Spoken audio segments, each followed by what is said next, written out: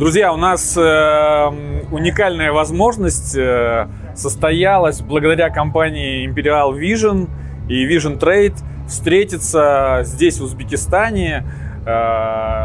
Оптики из России приехали в эту гостеприимную страну. И когда-то Ральф сказал: «Я вижу Берлин». Сегодня Ральф может сказать: «Я вижу Узбекистан». I see Узбекистан. Но мы сегодня будем говорить не про Узбекистан, потому что мы профессиональное оптическое издание. И хотели спросить твое мнение как дизайнера, как основателя известного бренда, вот на такие вопросы. Как ты считаешь, устоят ли частные креативные бренды, такие, как когда-то создал ты, при давлении таких глобальных компаний, как Luxottica? Technically, there is a need for creative brands because Luxottica is mostly doing the thing for everybody. They are doing the mainstream. So they always do average glasses, which they have to do. It's a technical phenomenon because they need to make money. On the other hand, we have brands which are opposite. They are specific. They creating something which is not for everybody, which is exotic. And so technically, always we have the mainstream, Luxottica, and we have, beside that, we have the creative brands like this, and people who are not doing everything correct, but with mistakes, with wrong pants, with wrong shoes, but creating trends by that. And Luxottica is always eating a little bit from these brands, but never could eat them completely, because Luxottica is mainstream, and mainstream is mass market. And this is not what the small creative people are doing. So it's always both Luxottica and the creative brands. Always a system together. Да, я понял тебя, о чем ты говоришь, Ральф, но когда мы сегодня увидели тебя на банкете и увидели твои креативные пинк-розовые штаны, сразу вспомнился фильм «Кинзадза». Это фильм из Советского Союза, где говорилось о том, что красные штаны 2 раза ку, вот так вот. Ты, наверное, не видел этот фильм, но это такое лирическое отступление. Как ты думаешь, в каком направлении будет развиваться оптический дизайн? Well, the design is, in terms of eyewear we are talking about, I'm always saying, also in future we're going to have 2 eyes and 2 temples. There are not so many changes coming because I think we don't going to have 3 eyes or 3 ears or double nose people. So the general line going to be always the same, which is the good news. On the other hand, designers like to play and to create and to figure out new things. So we never know what's going on, but on the other hand, there is a main line which is strictly very boring. So it's always this tension in between innovation, creativity, and on the other hand, the very normal stuff which is not changing at all. The main eyewear, it's like, we are talking about creativity. That means creative people like to play, using different materials, using different hinges, using different shapes. This is so this is gonna like a jungle. On the other hand, we also might have creativity like what is this one, for example. This is a philosophical thing. It's a philosophy, the philosophy of saying, no, it's totally new. The new is not the frames. The new is we have just one shape.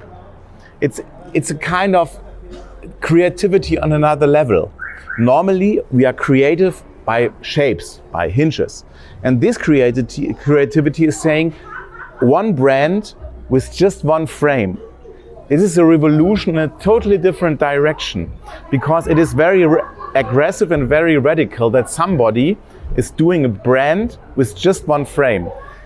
And so it's always like it's like in the nature. Something is growing, something is going down. So it's a difficult question what's happening in the future, because the future is of course always open, and we just can say we have 2 eyes and 2 temples and 1 nose. All the other thing is the jungle of creativity, which is always going in each and every direction, which is interesting, but this is always the same. And the question is, if we're gonna have more brands, more developments which think in another level, like this is very ecological, because no waste, because we have no stock stuff. We have just one frame. simplicity, it's maximum high efficiency, but on the other hand, it's terrible because customers could not choose.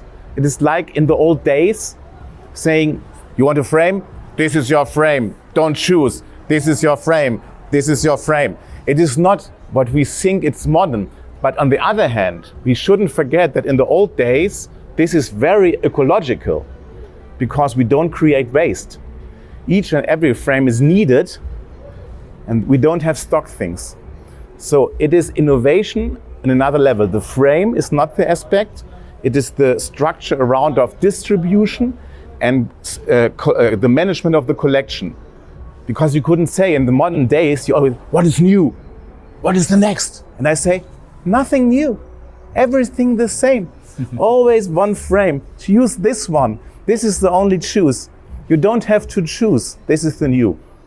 Ну и в заключение хотелось тебя спросить, что ты думаешь про 3D и занимаешься ли ты этим направлением? Yes, 3D is the end of creativity because every frame could be specifically can be printed specifically for each and every face. So this is very, very innovative because it's very, very simple that everybody is receiving the frame specifically for each and every face. On the other hand, next to 3D printing, we have frames which anyway fits on each and every frame without change. So 3D print is maximum of individuality. That means each face, just one frame, one direction of design. Opposite is one frame for each and every face. So this is the opposite of 3D, but in our days we are very much about individual style, and so 3D could be something, but it's not very efficient because it's not about mass production, and mass production creates efficiency and low prices. Ральф, скажи, пожалуйста, что ты почувствовал, когда ты увидел Узбекистан? I see Uzbekistan. I see Uzbekistan, natürlich. We see through the glasses the country where we are. So I see Uzbekistan is a very natural thing, for sure, yes. I see Tashkent. I see Samarang. Everything, yes, very much. Спасибо. Давай вот так. Спасибо, что досмотрели это видео до конца. Чтобы получать больше полезной и практичной информации для ваших сотрудников и посетителей вашей оптики, предлагаем оформить подписку на наши периодические издания. Это журнал «Века» и «Современная оптометрия». Ссылка с информацией в описании к этому видео.